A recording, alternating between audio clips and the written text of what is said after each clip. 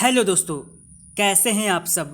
जैसा कि आपको पता है, हम कंक्रीट टेक्नोलॉजी के टॉप 120 वन लाइनर क्वेश्चन की सीरीज कर रहे हैं और ये इसका पार्ट 4 है। तो प्लीज़ आप लोग वीडियो को पूरा देखिएगा। कोई भी एक क्वेश्चन आपकी ज़िंदगी बदल सकता है। पॉइंट है त्वरक कंक्रीट की कठोरीकरण यानी हार्डनिंग की दर बढ़ाने तथा शीघ्र सामर्थ्य उत्पन्न करने वाले एडमिक्सर होते हैं। कैल्शियम क्लोराइड एक क्या होता है? तो कैल्शियम क्लोराइड जो है आपका एक एडमिक्सर है। नेक्स्ट पॉइंट है भारतीय मानक कोड के अनुसार कैल्शियम क्लोराइड की मात्रा सीमेंट के भार की कितनी ली जाती है? तो आपके ISI कोड के अनुसार कैल्शियम क्लोराइड की मात्रा सीमेंट के भार के 2% तक ली जाती है। नेक्स्ट पॉइंट है एल्युमिनियम क्लोराइड भी एक अच्छा त्वरक होता है जिसका प्रयोग दाब से हो रहे रिसाव यानी लीकेज को रोकने के लिए किया जाता है। अगला पॉइंट है चीनी यानी शुगर एक प्रभावी मंदक होता है। इसकी मात्रा सीमेंट के भार की कितनी होती है? तो इसकी मात्रा सीमेंट के भार की 0.2% होती है। नेक्स्ट पॉइंट है कंक्रीट के लिए सबसे उपयुक्त तापक्रम यानी सबसे सुटेबल टेम्परेचर कितना लिया जाता है? तो ये लिया जाता है 10 डिग्री सेल्सियस से लेकर 27 डिग्री सेल्सियस तक। पानी के अंदर सामान्यतः सादा सीमेंट कंक्रीट प्रयोग किया जाता है और इसका कंपैक्शन जो है वो नहीं किया जाता है। नेक्स्ट पॉइंट है पानी के अंदर कंक्रीट डालते समय जल सीमेंट अनुपात यानी वाटर सीमेंट रेशियो का मान किससे ज़्यादा नहीं होना चाहिए? तो ये ज़्यादा नहीं होना चाहिए।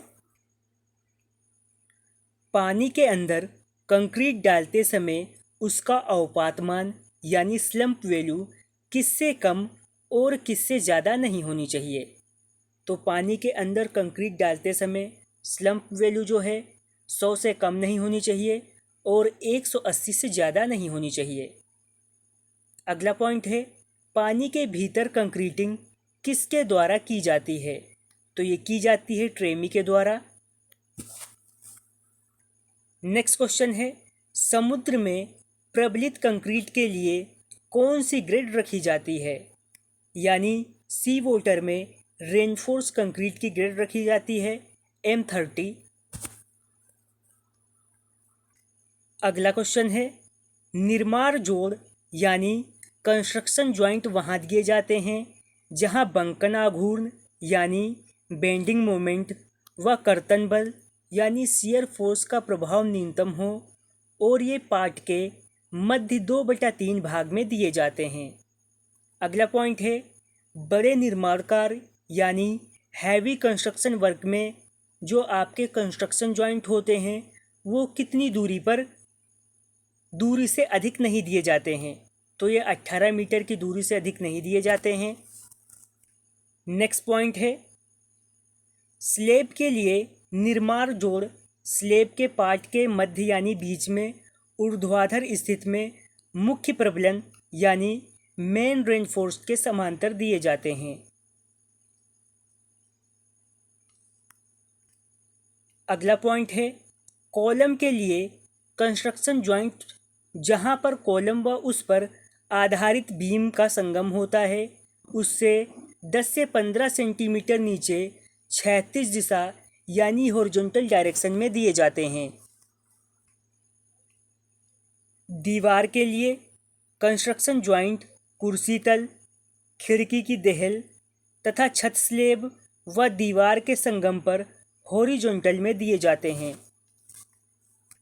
नेक्स्ट पॉइंट है कंक्रीट में ताप बढ़ने पर यानी टेम्परेचर बढ़ने पर प्रसार के कारण यानी एक्सपेंशन के कारण आंतरिक संपीड़न प्रतिबल उत्पन्न होता है तथा तापक्रम घटने पर संकुचन के कारण क्या उत्पन्न होता है? तो टेंशन स्ट्रेस उत्पन्न होता है। नेक्स्ट पॉइंट है BIS के अनुसार कंक्रीट की दीवार में एक्सपेंशन जॉइंट कितने मीटर की दूरी पर दिए जाते हैं। तो कंक्रीट की दीवार में एक्सपेंशन जॉइंट दिए जाते हैं 30 मीटर की दूरी पर। अधिक अवपात वाली यानी हाई वैल्यू स्लम्प वाली कंक्रीट में क्या अधिक होता है। तो उसमें श्रिंकेज यानी संकुचन ज़्यादा होता है।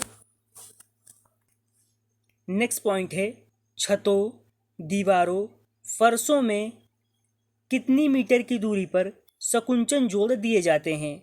तो ये दिए जाते हैं 5 से लेकर 10 मीटर की दूरी पर। अगला पॉइंट है संकुचन जोड़ तथा प्रसार जोड़ कहाँ दिए जाते हैं। तो ये दोनों एक साथ दिए जाते हैं।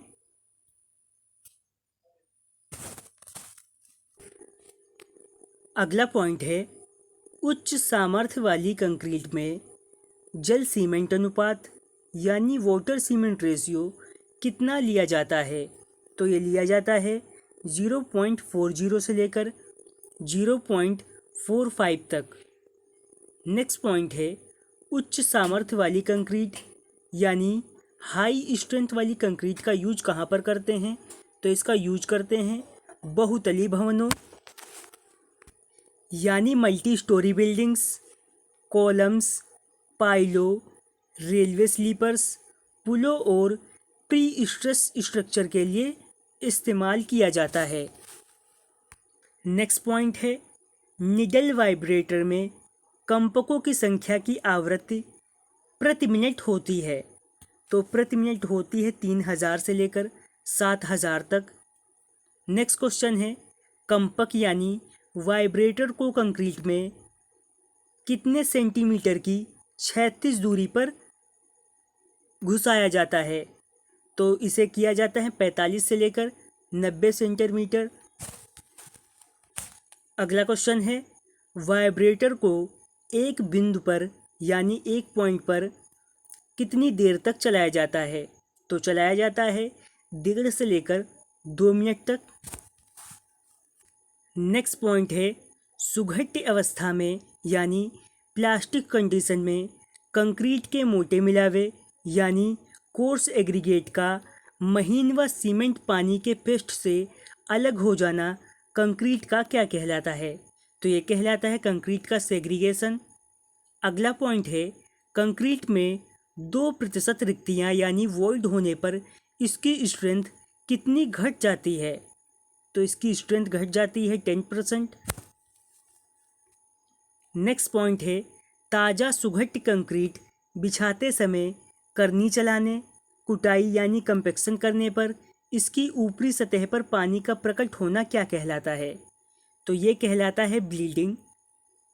नेक्स्ट पॉइंट है कंक्रीट की फ्लेक्सुरल स्ट्रेंथ कितनी होती है। तो ये होती है 0.7 √FC के न्यूटन mm²। अगला क्वेश्चन है कंक्रीट की बॉन्ड स्ट्रेंथ कंक्रीट की कंप्रेशन स्ट्रेंथ का लगभग कितने गुना होती है। तो ये होती है 1/10। कंक्रीट पिंड यानी कंक्रीट बॉडी से जल रिसन का प्रतिरोध क्या कहलाता है। तो ये कहलाता है अपारगम्यता यानी इम्परमेबिलिटी। मोटे मिलावे का समुचित श्रेणीकरण तथा महीन मिलावे की मात्रा बढ़ाने से कंक्रीट की कौन चीज़ बढ़ती है। तो बढ़ती क्या है अपारगम्यता। अगला क्वेश्चन है कंक्रीट के सूखने पर संकुचन यानी कंक्रीट जब सूखती है तो उसमें श्रिंकेज होती है तथा गीला होने पर प्रसार यानी उसके गीले होने पर उसका एक्सपेंशन होता है। इस प्रोसेस को क्या कहते हैं। तो इस प्रोसेस को कहते हैं मॉइस्चर मूवमेंट। अगला पॉइंट है IS 456/2000 के अनुसार कंक्रीट की कुल संकुचन विकृत कितनी ली जाती है। तो कुल संकुचन विकृत ली जाती है 0.0003। अगला क्वेश्चन है कंक्रीट का औसत तापीय प्रसार गुणांक यानी कंक्रीट का कोएफिशिएंट ऑफ थर्मल एक्सपेंशन कितना लिया जाता है? तो ये लिया जाता है 9 × 10⁻⁻6 डिग्री सेल्सियस। फिर आज का आपका लास्ट पॉइंट है, कंक्रीट का भार पड़ने के कारण समय के साथ विकृति का निरंतर बढ़ना क्या कहलाता है? तो ये कहलाता है कंक्रीट का क्रीप। तो आज की वीडियो हमारी यहीं पर समाप्त होती है। हमारे द्वारा किया गया ये प्रयास अगर आपको पसंद आया है तो वीडियो को लाइक करिए, शेयर करिए, चैनल पर नए हो तो सब्सक्राइब करिए।